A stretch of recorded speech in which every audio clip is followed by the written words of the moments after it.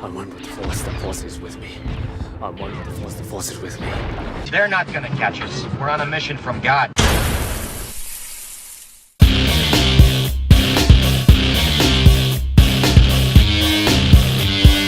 It's a space opera action adventure set in the Star Wars universe. It's produced by Lucasfilm and Disney and directed by Gareth Edwards. It stars an ensemble cast including Felicity Jones, Diego Luna and Riz Ahmed, and it tells the story of how the Rebel Alliance came into the possession of the Death Star plans and the sacrifices that were made so that it could be destroyed in Episode 4. I'm singing in the rain, just singing in the rain.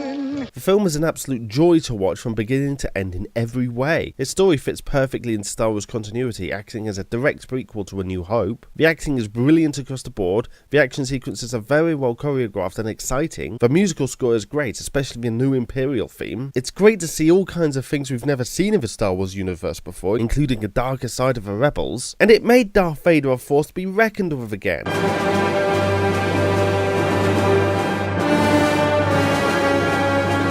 A lot of the film is basically fan service. Some plot points do seem contrived just to force the continuity to match. The CGI of Grand Moff Tarkin, although phenomenal, does fall into the uncanny valley at points, and some of the action sequences seem quite outlandish even for Star Wars.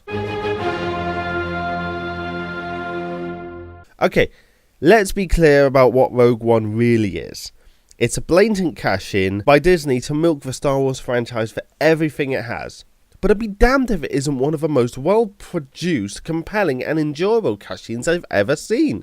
Rogue One doesn't feel in the slightest like a crowbarred-in story. Rather, it complements the beginning of the original trilogy so well that I'd argue it's more like episode 3.5. The characters may be well fleshed out and the story enjoyable, but it's what the film does for the overall Star Wars universe that really stands out.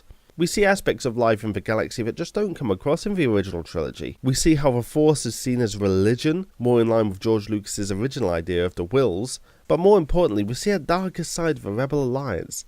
It's revealed to us the lengths that these freedom fighters must go to achieve their goals, from murdering their own colleagues in cold blood to committing acts of outright terrorism. And ultimately it puts the attack on the Death Star in Episode 4 into a whole different light. Speaking of the Death Star, this film somehow makes it feel much more fearsome than it ever did in the original trilogy films, and it wasn't even firing at full power. But when the destruction of this thing is seen from ground level, it really puts into perspective how dangerous the Empire really are.